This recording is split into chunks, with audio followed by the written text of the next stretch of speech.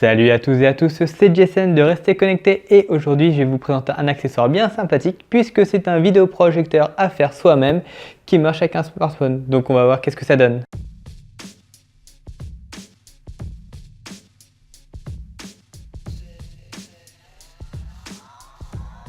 L'accessoire donc que je vous présente est un vidéoprojecteur qui a la particularité d'être à faire soi-même. Donc lorsque vous achetez le produit, vous avez droit à un carton dans lequel vous aurez donc des planches. Pas besoin de découper réellement différentes parties puisqu'en fait il y a déjà un jeu de pli à faire. Vous avez juste à plier le carton et à utiliser une glue pour pouvoir le coller et donc après pouvoir le profiter et donc l'utiliser. Comment ça marche donc ce genre de produit? Vous allez me dire, c'est tout simple.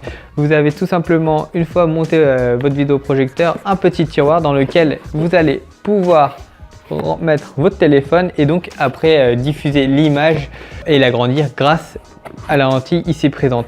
Il faut savoir donc que comme ce produit est un vidéoprojecteur d'appoint, il n'est pas alimenté à proprement parler puisque la lumière qui est utilisée en fait provient de votre smartphone. Donc si vous avez un smartphone qui est pas trop lumineux, ce petit accessoire c'est pas trop l'idéal. Mais il faut savoir vraiment tout que voilà, l'image qui est agrandie est agrandie jusqu'à 8 fois et la mise au point est vraiment basique à faire. Vous aurez juste à déplacer la lentille pour pouvoir après faire la mise au point et vous pourrez bien sûr fixer la distance de la lentille via un jeu d'élastique. Sinon bon, vous allez me dire comment ça marche. Tout simplement, vous mettez votre téléphone dans l'accessoire et vous allez devoir faire une chose qui est un petit peu surprenante, mais vous allez devoir retourner l'image, mettre l'image inversée. Et là, c'est ce que vous allez me dire, mais si on met une image en inversé, normalement l'image qui sera agrandie, elle sera inversée. Et là, ce que j'ai envie de dire c'est, eh oui Jamy, hein, l'image si on le met à l'envers.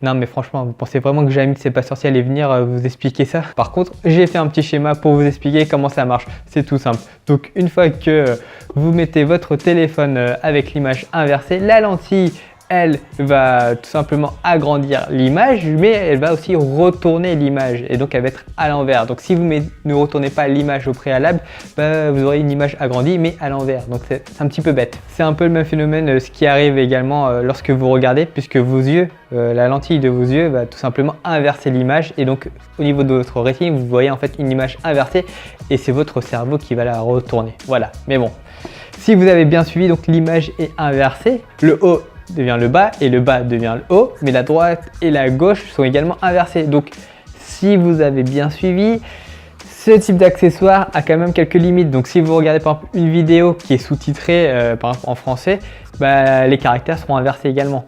Vos sous-titres seront illisibles. Donc voilà comment ça fonctionne ce produit. Donc pour ce qui est du résultat, il fait plutôt bien le job du moment que vous avez un smartphone qui n'est pas trop grand, puisque si le smartphone est un peu trop grand, vous allez avoir un petit effet de flou sur le côté du fait de la lentille, de la déformation de la lentille. Et également il faut l'utiliser dans le noir complet, puisque en plein jour la luminosité du vidéoprojecteur qui provient donc de l'écran du smartphone n'est pas suffisamment puissante pour afficher une image lisible. Il faut savoir également que ce produit a également quelques petites ouvertures pour pouvoir recharger votre téléphone tout en diffusant l'image, ce qui est plutôt bien pensé mine de rien. Le produit en lui-même, la conception est plutôt bonne et les instructions à suivre pour le monter sont plutôt simples et faciles à suivre. Je conseillerais donc ce produit à celles et ceux qui veulent un vidéoprojecteur d'appoint, qui ne sont pas trop friands de ce genre de technologie. Si par contre vous comptez vraiment utiliser un vidéoprojecteur souvent, ce genre de produit est plutôt limité et je vous conseillerais plutôt d'opter pour un vrai vidéoprojecteur. Sinon, un cas d'usage qui peut être vraiment pas mal pour ce genre de produit, c'est par exemple si vous voulez offrir un vidéoprojecteur à vos enfants pour qu'ils puissent regarder donc leurs dessins animés ou leurs films sans que vous ayez à leur prêter un produit qui peut coûter relativement cher et auquel vous aurez peut-être peur qu'il le casse.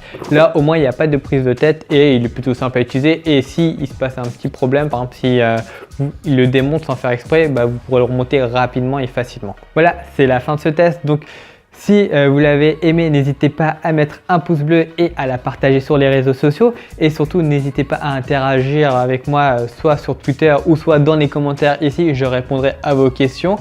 Quant à moi, je vous dis à la prochaine et surtout restez connectés.